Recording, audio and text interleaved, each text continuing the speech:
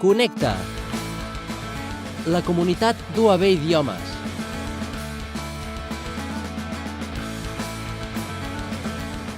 Hola a tots i a totes. Ja tornem a estar aquí amb vosaltres després de les merescudes vacances de Nadal. Esperem que us hagin anat molt bé aquests dies de festa. I nosaltres us volem presentar aquelles activitats gratuïtes que teniu per practicar llengües aquest mes de gener i també durant aquest segon semestre.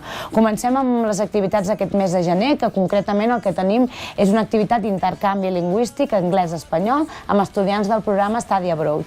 La realitzarem el dia 31 de gener a Barcelona i, com ja sabeu, els que heu participat alguna vegada, es tracta de trobar-nos amb estudiants d'aquest programa i realitzar una activitat perquè us pugueu conèixer, perquè pugueu entrar en contacte i després us pugueu practicar vosaltres pel vostre compte.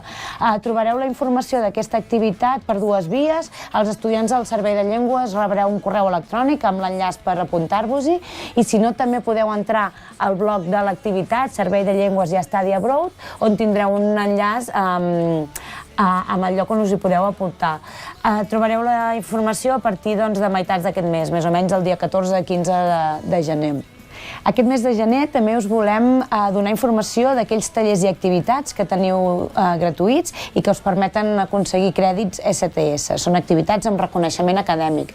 En primer lloc us volem parlar del voluntariat lingüístic, que és aquella activitat que es tracta de poder donar suport a estudiants de mobilitat que estan aprenent el català i que volen practicar-lo amb altres estudiants com vosaltres. I a més us permet també fer un intercanvi cultural. Una altra activitat que tenim per a vosaltres és el taller Llengua per marxar d'Erasmus, en llengua anglesa, en llengua italiana, francesa i alemana. Es tracta d'un taller que parla tant de temes de llengua com també de cultura. I si heu de marxar l'any que ve d'Erasmus, us pot ser de molta utilitat. Per altra banda, tenim el taller Aprenc 3 llengües simultàniament, que us permet aprendre o entrar en contacte amb l'italià, el francès i el portuguès.